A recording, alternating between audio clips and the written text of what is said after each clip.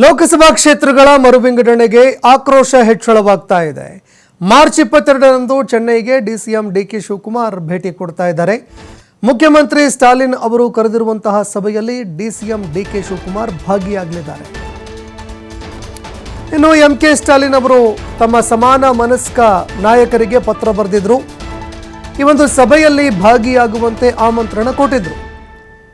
CM Siddaramaiah ಅವರು ಈ ಕಾರ್ಯಕ್ರಮಕ್ಕೆ ಗೈರು ಹಾಜರಾಗ್ತಾ ಇದ್ದಾರೆ. ಆದರೆ ಡಿಸಿಎಂ ಡಿಕೆ ಶಿವಕುಮಾರ್ ಈ ಕಾರ್ಯಕ್ರಮಕ್ಕೆ ಹಾಜರಾಗ್ತಾ ಇದ್ದಾರೆ. ಕೇಂದ್ರ ಸರ್ಕಾರದ ನಿರ್ಧಾರದ ಬಗ್ಗೆ ನಾಯಕರು ಚರ್ಚೆ ಮಾಡಲಿದ್ದಾರೆ. ಸಿಎಂ ಅನುಪಸ್ಥಿತಿಯಲ್ಲಿ ಡಿಸಿಎಂ ಡಿಕೆ ಶಿವಕುಮಾರ್ ಅವರು ಭಾಗಿಯಾಗ್ತಾ ಇದ್ದಾರೆ. ಜನಗಣತಿ ಆಧಾರದ ಮೇಲೆ ಕ್ಷೇತ್ರಗಳ ಪುನರ್ವಿಂಗಡಣೆ ಮಾಡುವಂಥದ್ದನ್ನು ಯಾವುದೇ ಕಾರಣಕ್ಕೂ ಒಪ್ಪೋದಿಲ್ಲ. ಇದರಿಂದ ಭಾರತದ ದಕ್ಷಿಣದ ರಾಜ್ಯಗಳಿಗೆ ತುಂಬ ಅನ್ಯಾಯವಾಗುತ್ತೆ ಅನ್ನುವಂತಹ ಒಂದು ಗಂಭೀರ ಆರೋಪವನ್ನು ಮಾಡಿದ್ರು. ಹಿನ್ನಡೆ ಆಗುತ್ತೆ ಅನ್ನುವಂತಹ ಮಾತನ್ನು ಎಂಕೆ ಸ್ಟಾಲಿನ್ ಅವರು ಹೇಳಿದರು.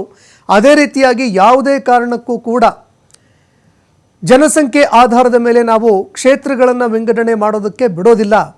ಒಂದು ವೇಳೆ ಹೀಗಾಗಿದ್ದೇ ಆದರೆ ದಕ್ಷಿಣದ ರಾಜ್ಯಗಳ ಧ್ವನಿ ಸಂಪೂರ್ಣವಾಗಿ ಹತ್ತಿಕ್ಕುವಂತಹ ಒಂದು ಕೆಲಸ ಆಗತ್ತೆ ಅಂತ ಎಂಕೆ ಸ್ಟಾಲಿನ್ ಅವರು ಬೇರೆ ಬೇರೆ ರಾಜ್ಯದ ಸಿಎಂಗಳು, ಬೇರೆ ಬೇರೆ ರಾಜ್ಯದ ಒಂದು ಸರ್ಕಾರಗಳಿಗೆ ಪತ್ರ ಬರೆಯುವಂತಹ ಕೆಲಸವನ್ನು ಮಾಡಿದರು. ಸಿಎಂ ಸಿದ್ದರಾಮಯ್ಯ ಅವರು ಈ ಕಾರ್ಯಕ್ರಮದಲ್ಲಿ ಈ ಒಂದು ಸಭೆಯಲ್ಲಿ ಭಾಗಿಯಾಗಬೇಕಾಗಿತ್ತು.